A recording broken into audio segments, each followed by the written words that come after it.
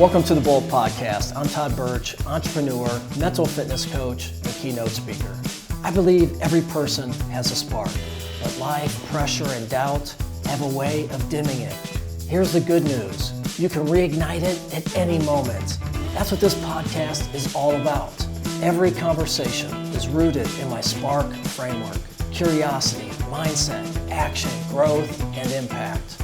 And features real stories from leaders who've learned that transformation doesn't come from giant leaps, but from consistent micro shifts. Because growth and leadership isn't about having it all figured out. They're about showing up, embracing the lessons, and letting progress build over time. When you fuel your spark, everything changes. Let's ignite it together. Listeners, get ready for season 2. Season 2, 50 episodes in season 1, kicking off season 2 with Harvey Nelson. Welcome to the Bolt Podcast. Well, wow, I didn't realize I was the kickoff. You are the kickoff. Awesome. Yes. It's funny. We've known each other for some time now, and this year I'm pivoting a little bit with the show to be more aligned with my SPARK framework, which is about curiosity, mindset, action, growth, and impact. And once you sent me your bio, and I started mapping out your bio, your life, if you will, your career over those 5 key principles, and it was perfect. I'm like, you are the epitome of the SPARK framework. So you're the best guest to have to kick things. Who knew, right? So we'll just kind of go through all the different principles and how you align with them, and have a great conversation, just like we would at breakfast, right? Awesome. So you've done a lot. I was thinking about it last night. You are probably one of the most interesting guys I've ever met. Like the Dos Equis guy, right? You've seen that. You are full of stories like nobody else. And so we have lots of stories today, lots of wisdom. I hope, if I can remember them. Yeah, well, that's the trick, right? Yeah. You've built companies, you've written poetry, you've written children's books, you're an artist, you've hitchhiked twice across America, which we're definitely going to talk about today, because I think that's a first to have on the show. You've served your community for decades. You've done a lot of different things. So when someone meets you for the first time, what do you hope they're curious about and what they would ask you? So actually, when I meet someone for the first time, I'm usually the one asking the questions. Okay. I'm very curious. I love hearing people's stories. Right. So it usually ends up, I'll talk to somebody. I'll meet my kids, my friends. They all, I'll get in an Uber. I'll go in the front seat. I'll talk to the guy. Like, no matter where I am, I'm very happy to meet people and hear their story. So that gets started, and eventually something might come up where then they ask me, where there's a fit where I can say, oh, I did that, or I can talk about it. But typically, I'm the one that's really curious about it. I like hearing other people's stories. So. Yeah, that's funny. I'm the same way. Does your wife, does she ever say, like my daughter and my wife make fun of me. Like I'm always that guy. Like I'm talking to the waiter or the waitress, and I tell them, like, get to know them. Like they're the ones serving the food. I want to know their name. Yeah, a little bit about them. I don't always do it. I mean, not everywhere, but yes, my friends will be on a golf trip or something. If we had to take a cab or doing that, right. They'll say, I know the guy's. By the time we're done, I'm going to know the guy's son and where he was born and all that stuff. But yeah, I love that. They make fun of that too. Right. Yeah, no, I love it. I mean, it's just. I mean, I truly believe curiosity is our natural superpower. I agree. You learn a lot. You learn a lot. Right? Yeah. And you're not making assumptions about anything in general, life, a scenario, people, right? You're open-minded, asking those open-ended questions. Yeah, I think that's part of it is it's like open-minded and I mean, when you meet me, you are innocent until you prove yourself an asshole. So, I mean, I give everybody the benefit of the doubt. Right. I love that. So it's like I have family and friends. That's not their approach. Like, you're guilty until proven innocent. Right. So, by the way, I got a quick, since we're that popped in my head. But the guilty till proven innocent. One of the things when after I'd hitchhiked and done all this stuff, I ended up moving out to Albuquerque, mostly because Balloon Fiesta was a wild party, and I thought that's how Albuquerque was. So turned out it wasn't quite like that. But I was living in I did this whole thing. I lived in a group home with kids and stuff. This is when I was younger, and I always wanted to work with kids. And anyways, but I ended up being in I ended up teaching in a garage with a real teacher. I wasn't even a real teacher, but we would take these kids. These were drug addict kids. Okay. At this point, they were drug addict kids. They were teenagers. They were very smart, though. And that was where I learned you are guilty until proven innocent. Oh. And that's where I got that from. Because those kids, you deal with kids that are abusing drugs that are in their teens. Right. Yeah, they're guilty until proven innocent. So. Wow. Interesting. Good lesson to learn. Yeah, absolutely. You've joked about earning a PhD in appreciation through your hitchhiking escapades. Talk about, who does that? Honestly, it is, and you and I, we've talked about it before, like hitchhiking.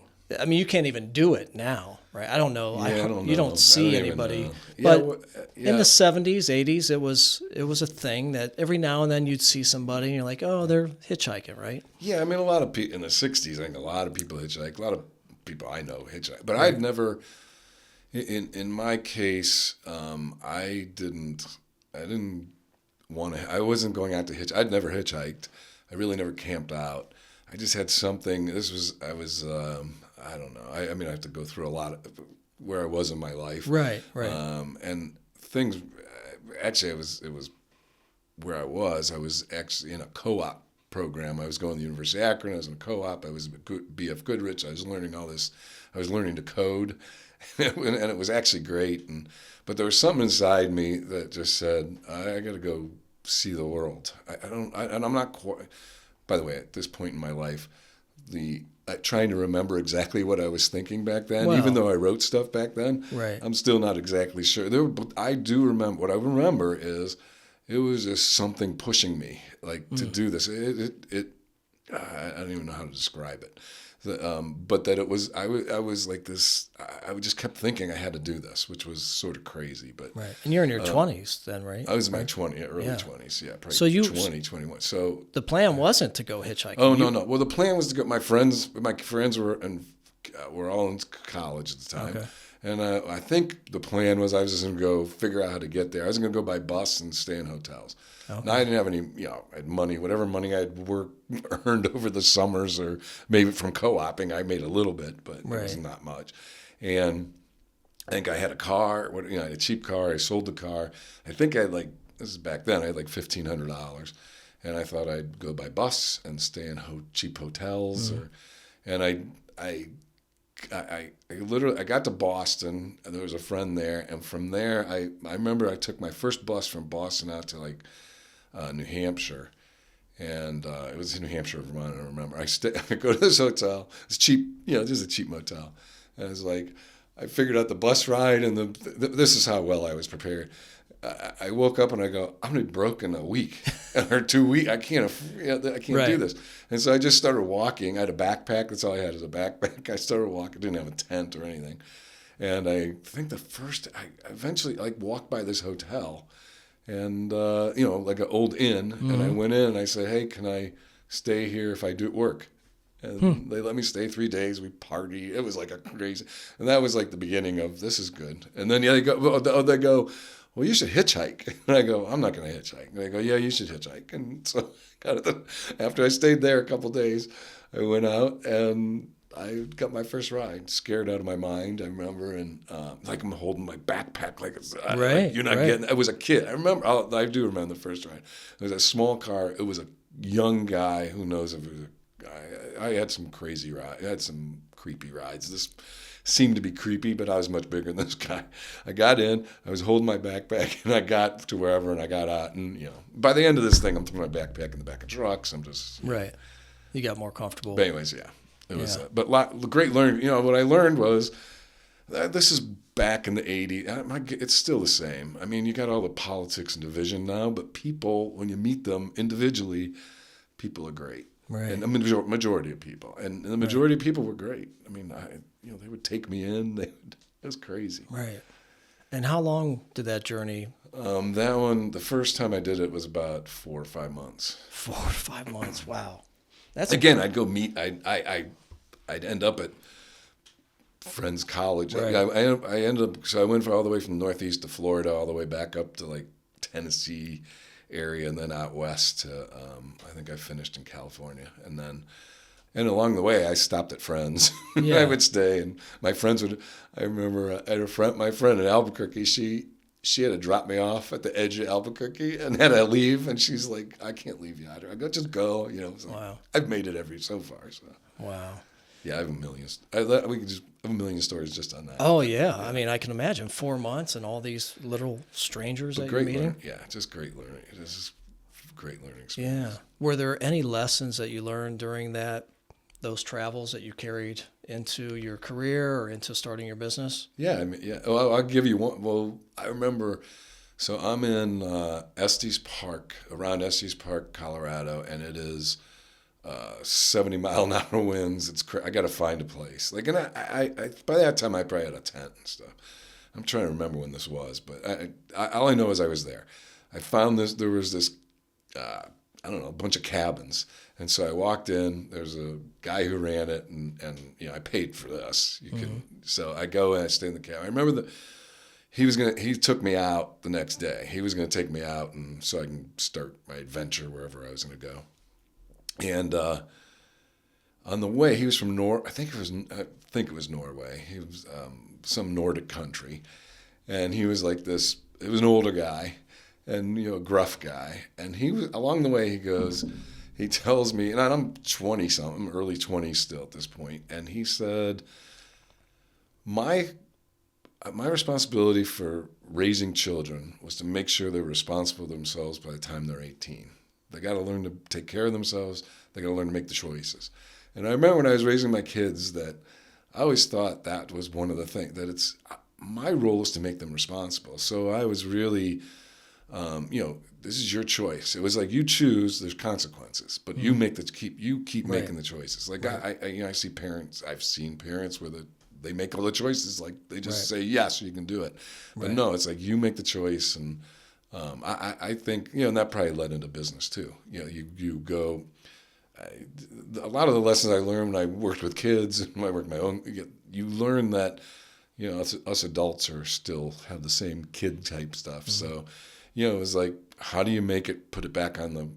If you're leading somebody, how do you put it back on them to say, hey, this is your responsibility. You make the choice. But you Right. live with the consequences. So. Right. Wow. What a great experience. I wish I could do that. A little too late. Too late, yeah. Too I'm late, done but- too. So. So curiosity, huge part of just your makeup, right? And looking back to 1987, what question were you genuinely curious about when you co-founded Main Street Gourmet? Yes. Is there anything? I don't know. The question, it was more, so my whole thing, so like the hitchhiking, like I was always, I think part of I wanted to experience things. There was something that always drove me to experiment, to try new things. I always pushed myself to try. I mean, I was scared out of my mind at times. Right. Not hitchhiking, but other things. Right. And I learned that you just got to take that first step. You got to get over that fear. You don't get over it, but you push through it. Really. Yeah. So it was all I always wanted to experience it. So I mean, when I was not only I didn't just hitchhike, like I parachuted, I hang glide, I whitewater raft, I rock climb. I tried it. I mean, everything. I mean, there's a few stories, especially at one rock climb. I should definitely not be here. But I always tried stuff, and I always wanted to do something. I always wanted to start a business. I grew up in a family business. And I thought, that'd be fun. Let's start at some point I'm going to want to start. I've thought about it, but then my friend, Steve, who's my business partner, he had this idea, and so for me, when he brought it up, I was like, yeah, that'd be fun. Let's go start a business because I'll do it for a year because I just want to learn. It'd be a great experience. I had no idea if I could run a business. I just wanted to start a business. Right. And then 35 years. It turns out me and him together we're an incredible team. Right. And after a year, eventually I realized we were pretty good at this. Right. Even though people ask me when so many people ask me, when did you feel like you had made it? And I said, I thought we were going under every day. Even 10 years into it, I thought we were going under. Yeah. That's interesting. And that's a mindset choice, right? And that keeps you. Yeah. I think. There's always something going on. That's but that keeps you humble, right? Yeah, so, yeah. It's not like absolutely. It keeps you hungry, and that's kind of one of the traits that I see in you is that you always sought out discomfort and you embraced discomfort, right? To feel that pain, to grow. Yeah, to just get a little bit better every day through experience or whatever that. Yeah, I was think going that's to be. the only way. You learn from. The reality is just humans learn from pain. Unfortunately, it's not. That's not. You don't have to hurt yourself to grow. But you do have to experience. You have to experience, and you have to push. Yeah, pain doesn't mean like literally hurting yourself. Yeah, you don't have to hurt yourself. You have to do something uncomfortable. You got to take risks. And you got to take risks. But not everybody. Calculated risks. You make it sound like it's just. I always took risks. You did, but not a lot of people do. Right. And that's what we talk about on the show is how important that is. It's the only way you grow is to experience a little bit of discomfort, just beyond what you're used to. I wrote I wrote a story for one of my kids once. Was there's a boy who came to the fork in the road, and there's one fork went up, one went down, so he took the easy, went down because it was easier. Then he came to another one went up, one went down. Every time he came to the thing, he went down. By the time he got to the bottom, he had no strength to go up, so he was stuck. So my point is, you just got to always be. It's better to push to learn from that experience. You don't win them all, but you definitely. There's so many great things that come out of pushing. Right. It's scary, and maybe I've been really lucky. I feel like I've been really lucky, and there were times that, but I sort of, from doing that, you learn.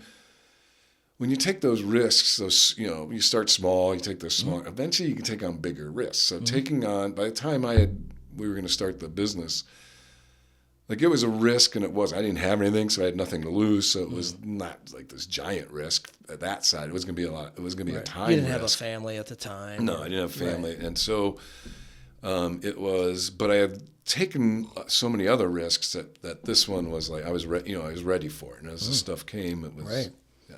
Yeah, and that's all about building resilience, right? And as a parent, that's why everyone talks about helicopter parents, right? You're making all the choices, they never fall off the bike and scrape their leg or get stitches or bleed or right. They're always taking the easy way down. Right. So you don't build that, and then once you come to a fork, you're going to take the easy path, right? So you have to build that, but in order to build that, you have to get used to being uncomfortable, taking risks, and being okay with failing. Because when you're like yourself, a risk taker, and I'm the same way, the odds are you're going to fail. And that's the whole thing. You definitely are going to fail. So I saw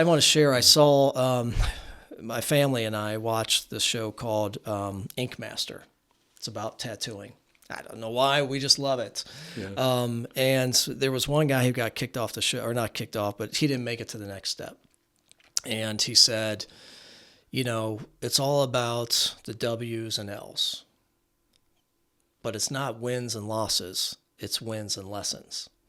Oh, that's great. Right? And I like that. And my wife, she looked at me, she said, "You're going to use that, aren't you?" I'm like, "Hell yeah." Yeah, that's great. I love that. And that's what it is, though. It's all lessons. Learning experience. It's all learning. It's all a learning experience. But if you're a perfectionist or you're afraid of your brand, right, imposter syndrome, then you're not going to take those risks. And that's what I love about you. Like, you are the most humble person.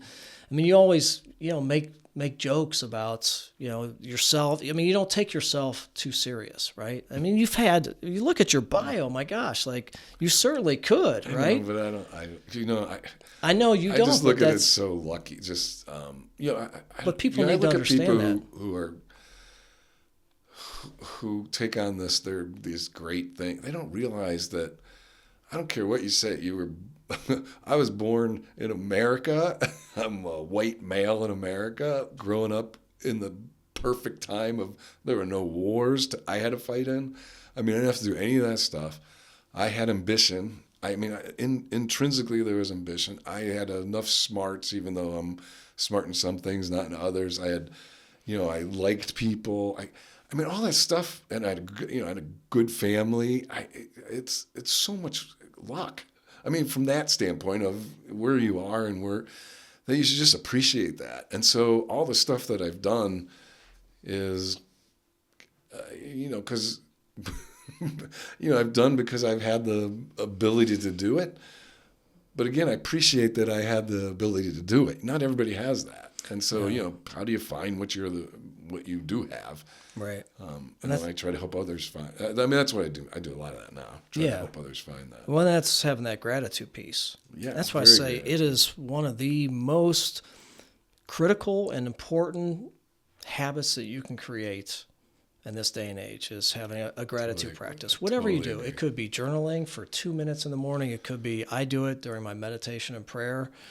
And man, it sets the tone for the whole day. And it could be the same thing every day, but like I'm going to talk about how grateful I am that we met and we're being able to have this conversation today. Not taking that for granted. Who gets to do this on a Tuesday morning, right? Like, yeah, I'm grateful I get to. But a lot of people don't do that. You want to talk to me? I'm grateful. Right. But it's those simple, Harvey, what I've learned over these hundreds of conversations I've had and researching some of the top leaders, Warren Buffett, Tony Robbins, Bill Gates, all these guys, they all do the same things, right? They're extremely curious. They're lifelong learners. Yep. They have a growth mindset, and they have an immense gratitude for where they're at. And they never, right? You don't get to the top and just say, oh man, I'm the king and I'm done. They always try to experience more discomfort, more challenges. That. It's actually, I mean, when you get to the top and you're on the top of the mountain, what do you do? So right. You That's have to a good find question. another mountain. You normally, but you got to take time. You take time to appreciate. One of the things I see people do. You're at the top. You should appreciate that view you have. Appreciate it for now. And then you can go. Then now you got to figure out how you're going back down and what are you going back up. I love that. I can visualize that, like literally, like see the view. Yeah, celebrate. Don't just go up. You made that whole climb, and then people don't. Take a moment. Yeah. Take it in. Reflect. Yeah. Enjoy the view. I love that. That's a great way to represent that. Yeah. Small wins. Celebrate. It's so simple, but that's why most people don't do it. It is simple. It's obvious. Yeah. And you got to be aware. I'm big into self-awareness and understand the paradigm, pattern. We all have paradigms. We all have patterns of thinking. Mm-hmm.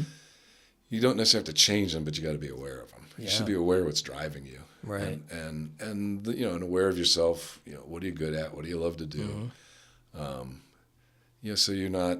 A lot of people. I use this example a lot that.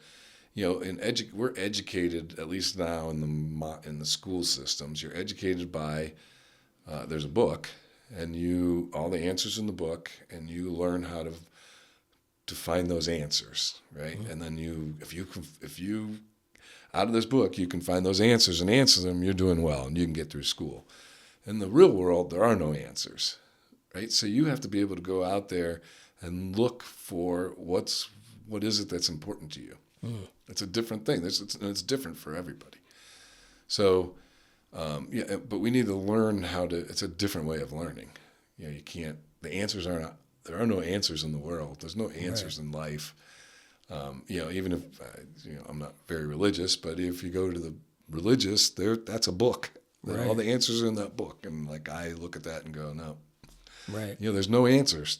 I mean, I read all kinds of I love all kinds of stuff, which is, I've read a lot of quantum physics. Don't understand, nobody understands it, but I don't understand it, but I love it. And I read this great books on genetics. If anybody wants to read it, Kat Arney wrote 2 great books on, if you just, it's like a simpler way to learn it. But I learned that the world is, the life is so mysterious. It's so huge, so complex, like so wonderful that I love that. And it's so that there's no answer. So what are the answers? You have to create your own answers. Got to find your own answers. Right. It's really by asking your own questions. Right. And being curious. And that's where the curious. Exploring. Very curious, very exploring. Yes. Right. We'll be right back after a quick message. Hey, it's Todd again. Right now, leaders are facing unparalleled challenges with burnout, disengagement, and rising stress across our teams. And that's why mental fitness matters more than ever. Mental fitness is the ability to respond to pressure with clarity and confidence instead of stress, negativity, or self-doubt. It's about building that self-command, especially when it matters most. Through the Positive Intelligence Program, or PQ for short, I work with leaders and teams to reduce burnout, strengthen resilience, and create a culture where people feel supported, engaged, and capable of performing at their best. This neuroscience-backed program helps teams shift from reactive to resilient and turns change into a catalyst for growth and innovation. Look, I've been practicing PQ for years, and it fundamentally changed how I lead, work, and live. It's transformed my life. If you're curious whether PQ could support you or your team, I invite you to visit toddbirch.com to learn more about this transformational program. Now, back to the show. So you've had a great sense of humor about yourself, and we've talked about this. How important do you feel humility is in running a successful business? You had a team. How many people? You had a team of 30, 50, 100 people? Oh, when we were a couple hundred. I think we had a couple, 150 to 200 at one time. I mean, now it's even, we sold and all that, so it's even bigger. I don't,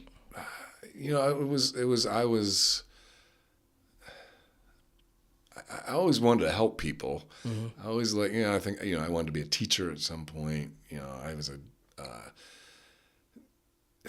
I coached kids. I did that, when I had a chance to do something, I ended up, I did go into computers and stuff because I'm a math guy too. But I also went into, that Albuquerque thing. I went and worked in a group home with kids. So one of my things, even early on, by the way, because when I was going to do this podcast, anyways, I don't need to go into it, but I started looking at, I just started looking at some old emails, like really old emails from like the 90s. I had them. It was, oh gosh, you still have all those? Well, I had it that was the thing that triggered this is I'm going to get out of my Main Street email. Oh, gotcha. So I got all the old ones. So I needed to have the history. There's a lot of stuff I have. So anyways, I'm looking at these old ones and it's the same. I was the same as I am now. And it was like, there was a lot of, how do I help you guys? Mm. So, and even back then, before we had really made it we were doing well, but we weren't financially set at all. I mean, it was still a giant risk. And a lot of the stuff I saw was the same stuff I do. I looked at it like, how do I help you? Not even here. You help us grow this business, but I'm gonna help you individually get to where you want to go. Mm.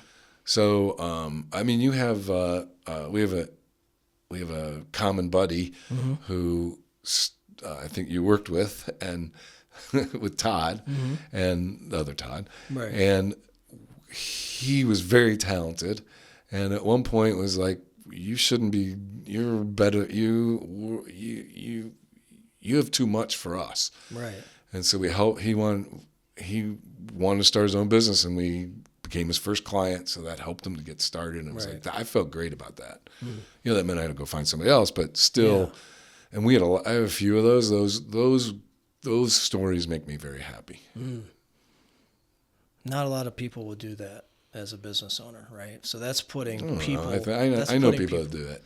Yeah, I know, but I know a lot of people that don't too. there's people that don't. But yeah, I think you should. I mean, for me, it just comes natural, and I feel you should. But putting people first. Yeah, we've had a few guests on the show that have talked about that. Entrepreneurs, good sized businesses, and that's when you start to build that culture, that really great culture of being a part of something bigger than you are, right? Yeah, that's a lot of what you want to do. And it's like kids, really. A lot of it is, it's family, it's kids. That's how I've treated my business. They're people, and you want them to be happy. Well, maybe it's not with you in your company. Yeah. But that's going to come back to you. I mean, you're leading them to be something big and leading them to be something bigger than in themselves as well. Right. Yeah. But then you have someone like Nate who's been with you the entire time that you just grew, right? Continue to pour into him. He's done very well. The whole time. So, but then others that had other ambitions, but you poured into that, you leaned into it as opposed to just saying, well, maybe you should go, right? Good luck.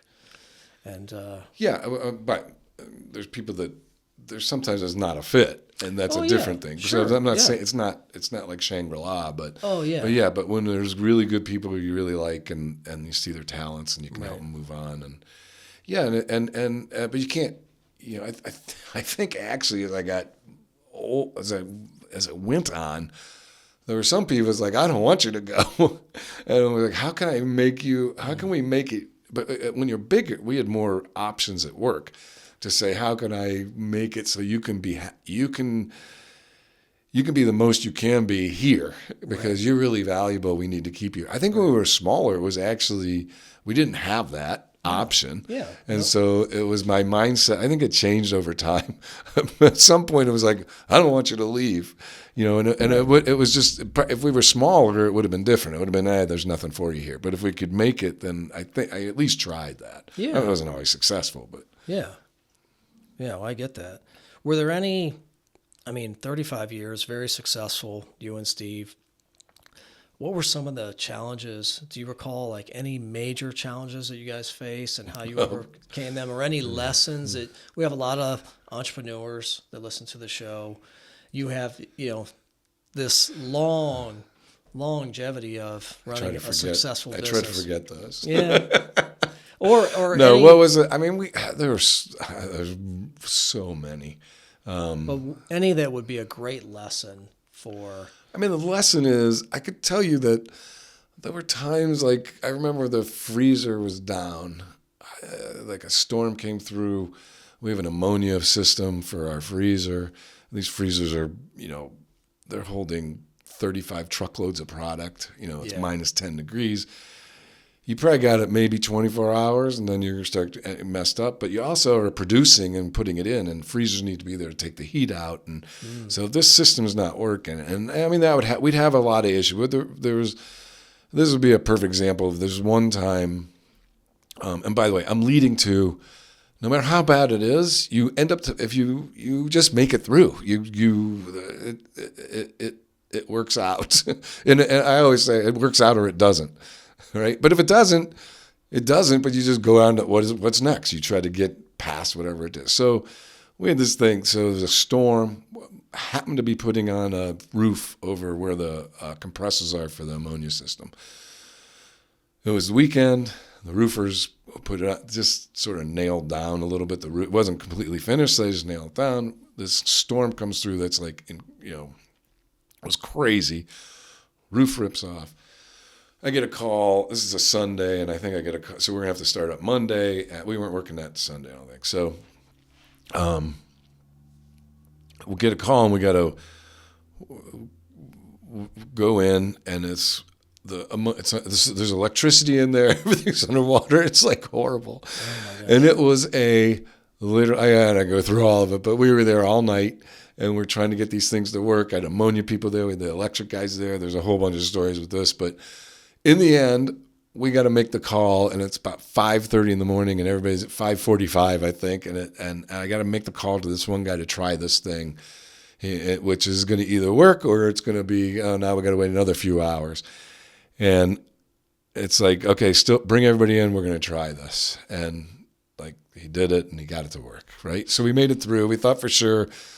We had these plans of what are we going to do. We literally have backup plans for what are we going to do with all this product, where we're going to move it, and it would have been, okay, I'm going to hate this, but this is what we're going to have to do. And you're just resigned to, oh, that's the next thing to get through it. And that was, all of them were like that. It was like, it's over to, okay, it's not over. Here's another solution. And what's the next step? What's the next step? Until it was like climbing. It was like my rock climbing. It was like, what's the next handhold? How are you going to get there? What's going to be the next move? You can always let go and fall and be over, but I'm not going to do that. So what's the next step? What's the next step? So they're all like that. And eventually, again, you get used, you say you're going to make, and every time I think it's over, but at the same time, you have the same mindset of, you got to look at it the other way. You got to have a different perspective. So it's both, you have both those, but the one that it's over keeps pushing you and pushing you.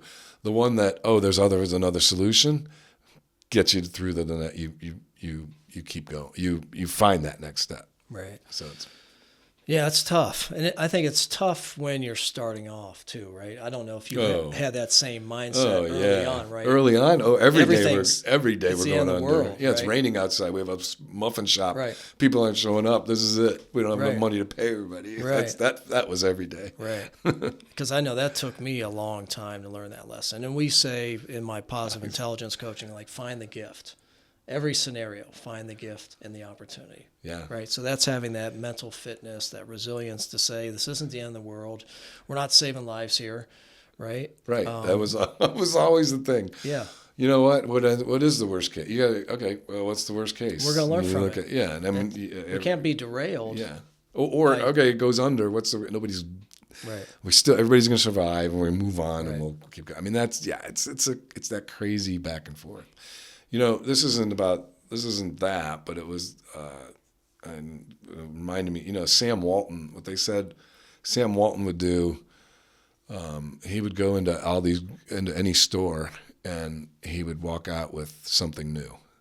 So it was like find that. So, I mean, I'm taking it from a different angle, but when things are when you're having all these issues, something's going bad. What did you learn from that? Right, something's coming out of that.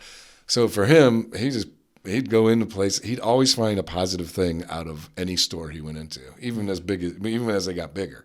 That was how they somebody said steal ideas, which I love the concept. Oh, You're really, you go in, it's open, it's in the public, and you see, do that, I'm gonna try. And I learned from that. We did that a lot.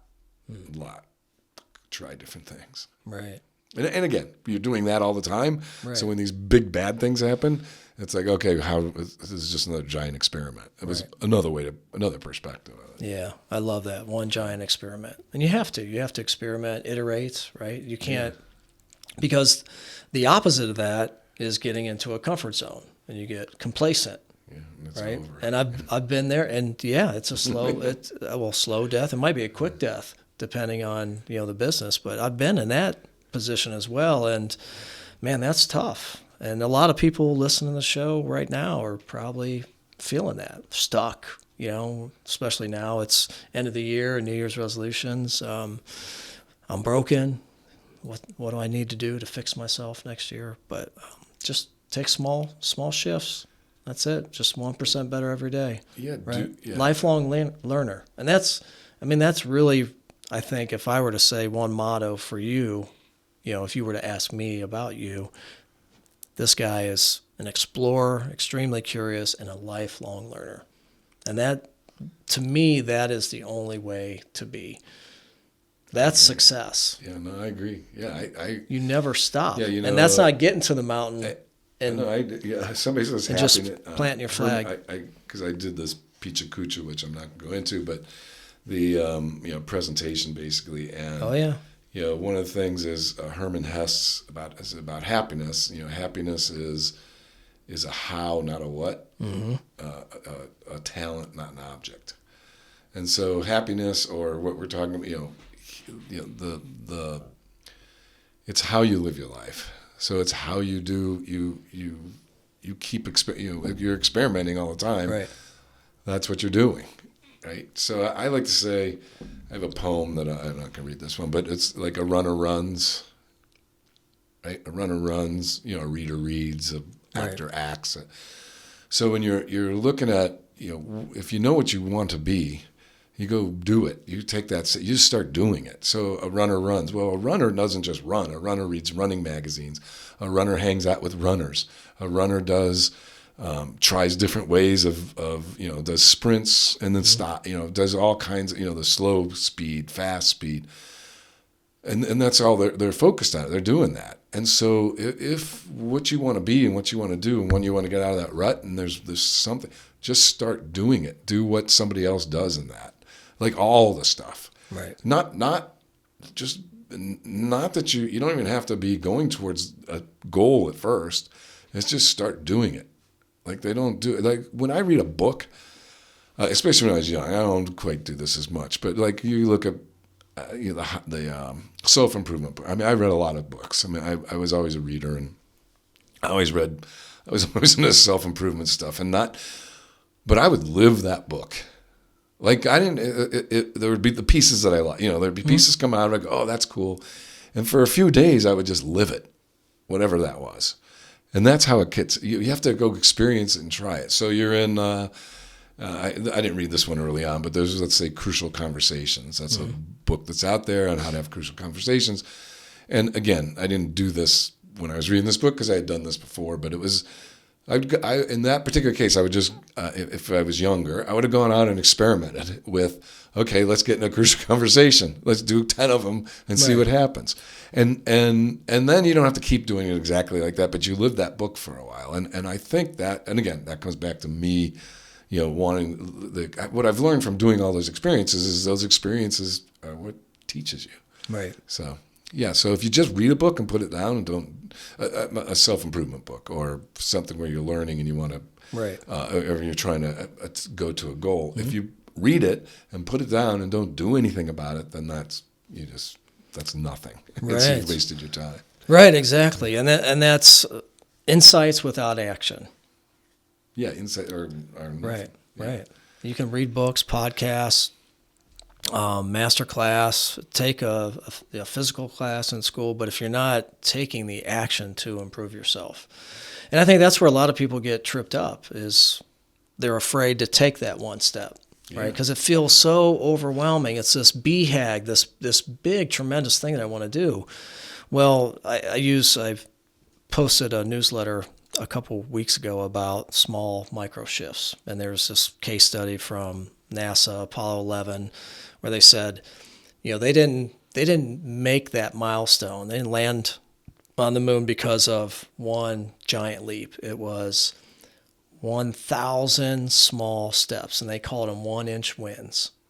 Yeah. Every calculation, every checklist, they broke it down. They celebrated, and then they did another one. They were iterating, experimenting, and that's how they were able to do it. And that's what we talk a lot about on the show, and part of the Spark framework is that action, but that action doesn't have to be overwhelming, this big thing. And that's what you're talking about. I think so in that particular case, when you're trying to get to a goal, the vision's got to be there. Mm-hmm. So you got to be able to see it. You got to believe in it. You got to be able to you got to be able to just keep climbing, even though it's one little thing, one step after one. Last, I want to talk about impact, because impact, we talk about in the Spark framework, like it's that last final piece. You've been curious, you've been in a growth mindset, you've taken the action, you've seen the growth. Now you get to light the way, right? And you get to leave your imprint on the world. And you've been a great advocate for that. You've done it your entire career, but now you're retired. You're even still doing it, pouring into the community. You and Steve both. Like, I look up to you guys, and I say, this is how I want to be, right? This is how I want to be successful, but successful in that I keep pouring back in. It's not just about me. It's not about the company, but it's about the community in large. And you've always been, a big believer in kids, in the youth, in nonprofits. You've sat on many boards. You still do. How do you, so let's just take, there's probably somebody younger out there, or hell, even myself, like, I'm very, I don't want to say the word busy. I have a lot going on intentionally that I'm happy to do. But how do you make time to also give back? Whether that be time, talent, or treasure. And maybe you don't have the treasure yet, right? But how did you always find or make the time? And you have a family too. Yeah, I think it's, early on I learned about priority management versus time management. I can't manage time. Time is time. Although there's relativity we could talk about. but Right. in Newtonian time, we have instead of time management is priority management. If you know your priorities, then you figure out there's a whole tools for this. But getting focused on a priority, and I learned how to, and this goes back to I called it organize, prioritize, and focus. It could be, you could call it awareness, choosing, and execution.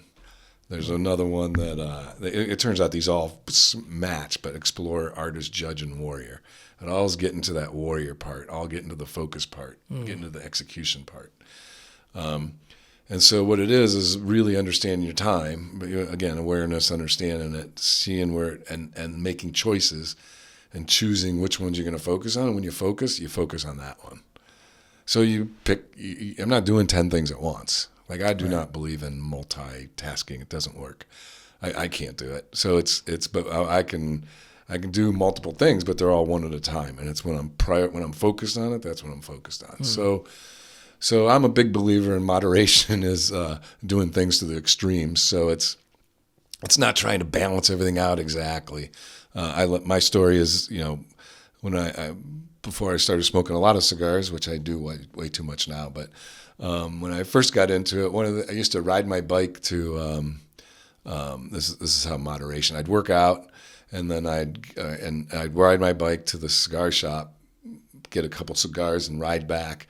Right, that's some exercising, and then I'm going to smoke cigars. It's like moderation. That's my moderation of do it to the extreme. So in this particular case, it's the same thing. So when I'm really focused on work. I'm really focused on family. Really focused on helping the community.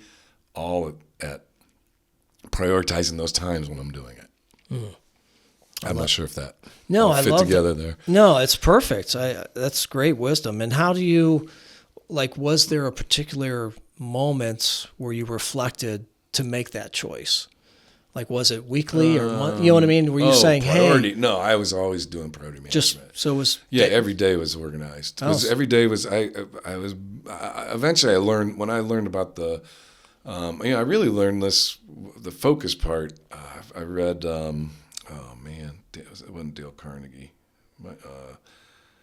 Whoever wrote, the Think and Grow Rich might have been it. I can't remember exactly, but it was a guy. This was an old book that looked at all these people who were successful. Might have been the era when they were what they used to call them.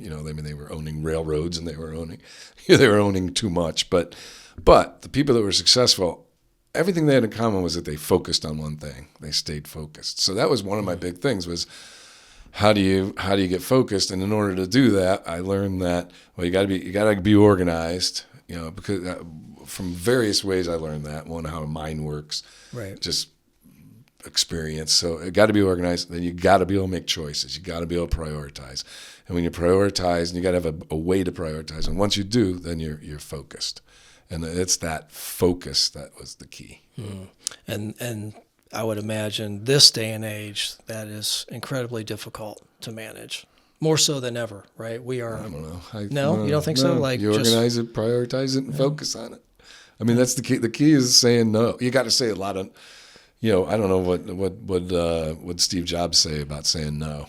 Right? Yeah. You pretty much say no to 1,000 things and say yes to the one. Interesting. Yeah, I was going to ask you. He didn't say it exactly like that. Yeah, but no, it's putting up those barriers, right? You can't do everything. Can't do everything.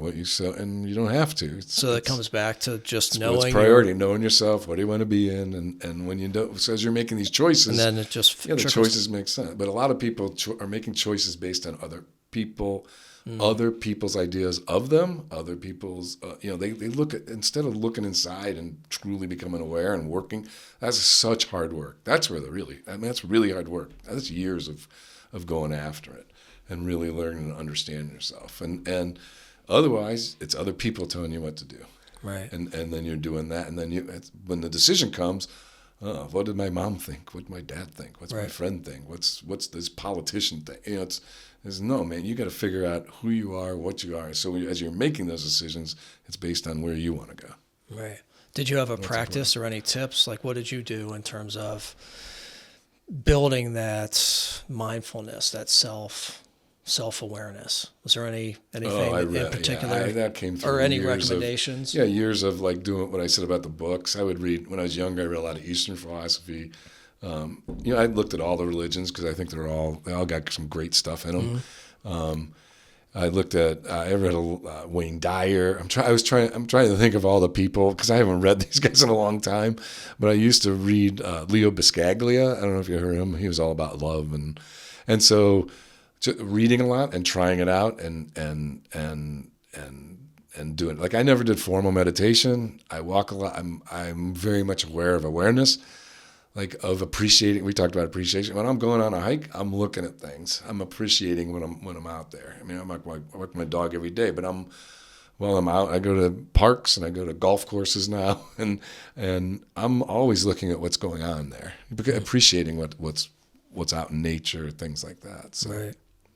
Awesome. So you never did a formal meditation? Mm-mm. Well, I did. I read a book called Creative Visualization. Okay. And so I do a lot of that. I think it's something like that. I listen to Sam Harris, so I know he's got I've read a lot on this.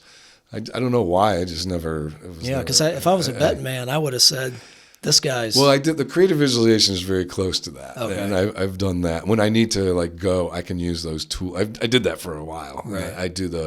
I can do those tools where I can get in that space. Okay. And it's really cool space. I forget who wrote it. It was great. It's a book called Creative Visualization. Okay. So. Yeah. Well, I would also do. The other thing is writing. The poems and stuff. Mm-hmm. That was more for me to get stuff out, and I also call it rambling. I call it rambling, but it's really writing practice from Natalie somebody who wrote Writing Down the Bones. Oh, and the concept writing practice is so you take this word blue, and now you're gonna go. If you're using a pen or pencil, once you start, you can't stop. If you whatever pops in your head, you're writing down. If you get stuck, blue, blue, blue, blue, blue. So you go blue. The sky is blue, and today I'm feeling blue, blue, blue, blue, blue. Blue is a really cool color in the ocean. What color is it in the ocean? Or you type that, but you never stop. Oh, wow. Try to do it. It's really hard to do. 5 minutes it's exhausting. Oh, yeah. It's almost like... But like writers do it for longer. It's kind of like the one continuous line. You ever play that game? My wife's played it. You start with... Yes, except it's with words. You pass it to somebody, and then they go, and then you just keep... But with words. Yeah. Yeah. So this is... I love that. This gets it out. So what's popping out, what's popping out, what's popping out. And then... So that's writing practice. So as for writers, it's like, here's a way to practice your writing without thinking, just stuff's popping up from the basement of your mind. Right. And then what I learned was I can use this for my meditation in that something's bothering me, I would ramble on. I would I'd find the trigger, what's bothering me, whatever it was, and I'd use that as a trigger, and then I'd write and write and write. And it's amazing. Even if nothing came out of it, all of a sudden I feel good because you're in that zone. When you get in that zone, it's getting to where meditation and everything wants you to get to, where you're lost, where it's not two things, it's just one. You're just one, right. And that happens when you get really if you do it long enough. Right. So I learned that. I learned when I wanted to try to figure something out, like I'm stuck. I used my trigger and I'd do that. If I was mad at someone at work, I literally was F you, and their name was my trigger, and it was over and over. And I came back one time. I did it one time, and somebody who I'm friends with. I always liked her, but I came back. I told her because I taught people how to do this, and I go, hey, I came back and I go, I know we were mad at each other. I go, well, I used my practice on you last night. She goes, what'd you say? I go, there is no way in the world I'm ever sharing this with you. Right. Yeah.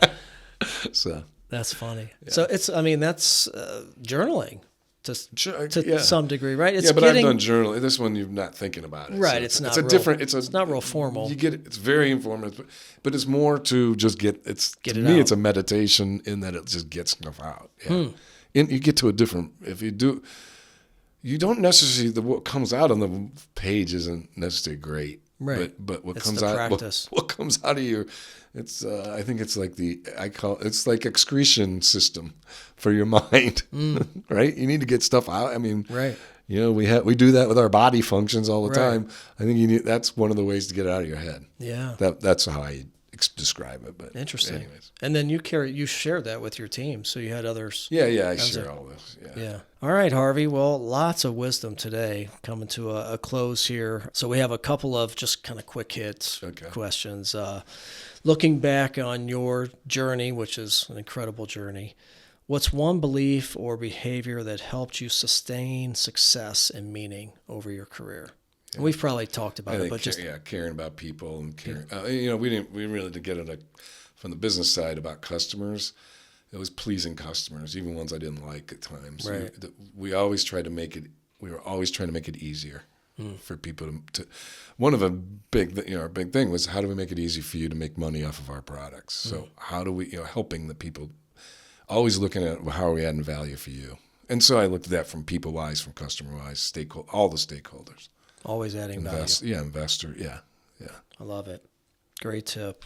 For someone listening who wants to live a curious, impactful life like you, but feels behind or uncertain, what's the smallest spark they could kind of initiate today? Like I said, so what is it? First find out what it is where you want to be, where you want to go, who you are, and then take that first step. So let's say I want to get in, this is very small. You want to get in better health, better shape.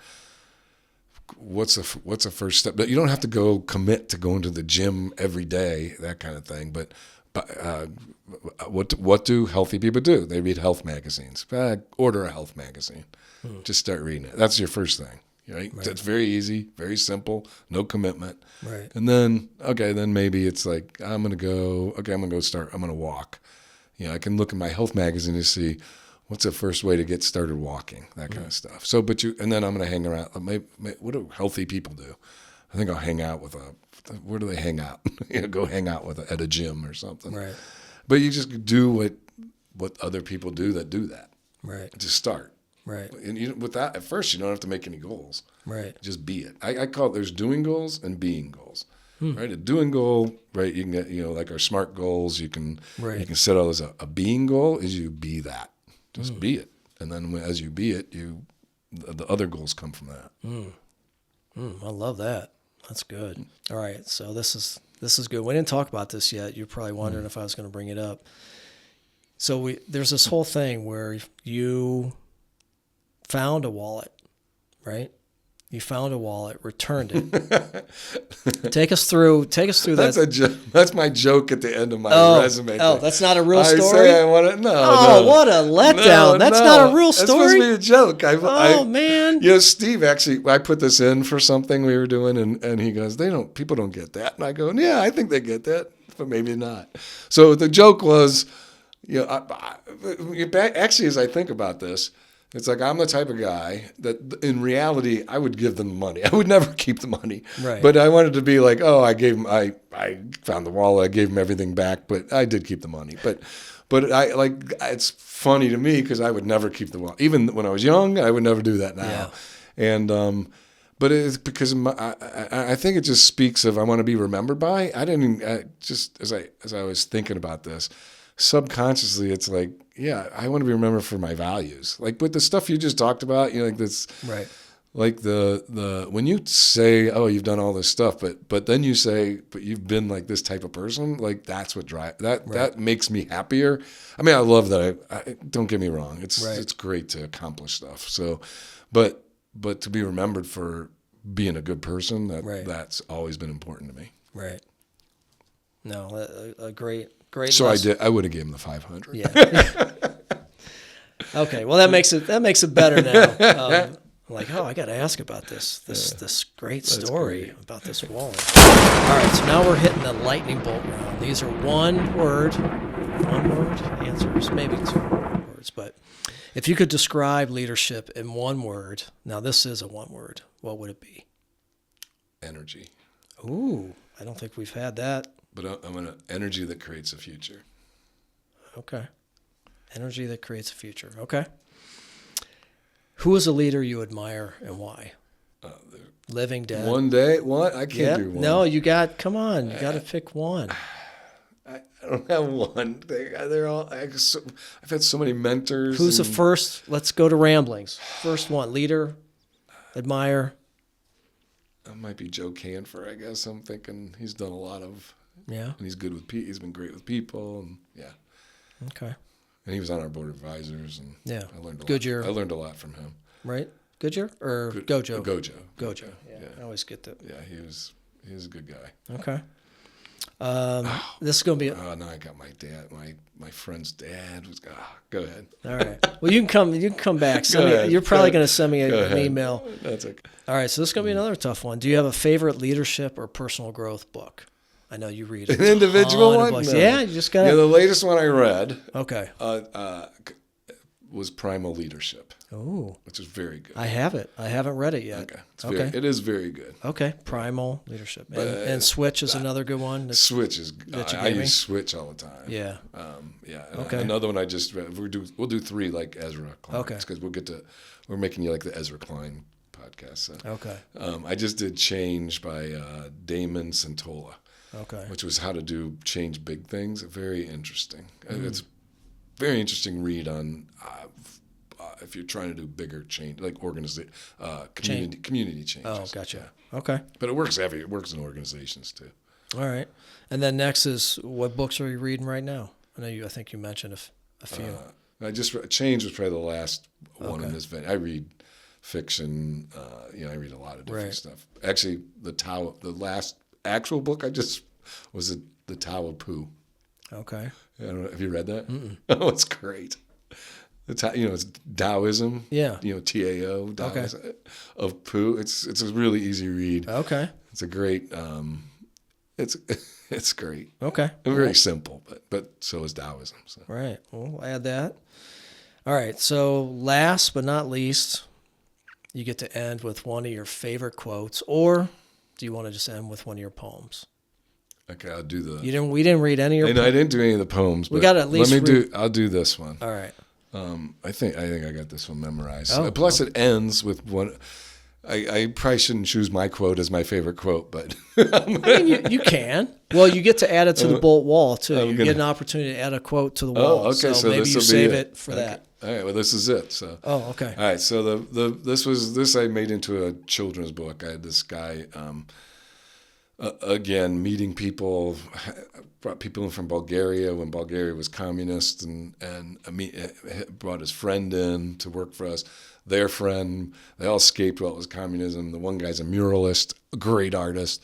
He ends up helping me illustrate this book, which was fabulous. So I got this book because he'd help. He's the artist. I'm not the artist. Anyways, here's my little children's book poem, and ends with my line. Okay. I was riding on a dragon, flying across the clear blue sea. We'd been looking for adventure, that majestic beast in me. And we flew into a sun which never seemed to set, towards a special island where by chance one day we met. And the first words that he spoke to me I never will forget, the joy and laughter in his voice that sang of life without regret. And he said, I come from a place of fantasy, of living rocks and candy trees. But in this land of make-believe, there's often found realities. So choose a world of passion and dreams. Just climb on my back, we'll fly, then you'll see. So ever since then, we've been in the air, on a journey and search, going everywhere. And now we're back where we started, and I understand. Life becomes what you make it, so make it be grand. So that's my quote. Life becomes what you make it, so make it be grand. Love it. That's a mic drop moments. First time on the show. Great way to end. Thanks for spending time with us on the Bolt Podcast. If today's conversation sparked something for you, please share it with someone who could use it. That ripple is how we create impact and light the way for others. Remember, growth doesn't come from giant leaps. It comes from small, intentional shifts that build over time. Ignite your spark, fuel the fire, and light the way. We'll see you next time, my friends.